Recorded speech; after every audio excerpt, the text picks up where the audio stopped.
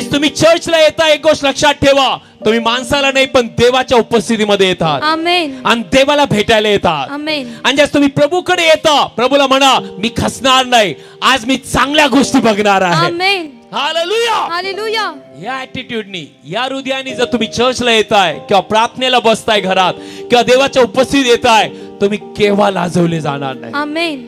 Hallelujah. Hallelujah. कारण आपला देव मोठं कार्य करणारा आहे. Yes, amen. बोलूया माझ्या मागे, माझा देव मोठमोठे कार्य करणारा आहे. म्हणून की अपेक्षा मोठी पाहिजे. मी प्रार्थनेला येतो, चर्चला येतो, देवाच्या उपस्थितीत येतो, म्हटलं पाहिजे निर्माण करणारा आहे, स्वर्ग आणि पृथ्वीचा निर्माण करणारा. त्याच्या जवळ मी जात आहे, मोठ्या गोष्टी पाहणार आहे, नक्की आरोग्य पाहणार आहे, रिकामा नाही येणार, हरून जाणार आहे. या गोष्टीची अपेक्षा तुम्ही बाळगली पाहिजे. Amen. Praise the Lord. Hallelujah. Church म्हणजे फक्त येऊन, फक्त रविवार, मागचा रविवार झाला, मागचा शुक्रवार झाला, तसं नाहीये.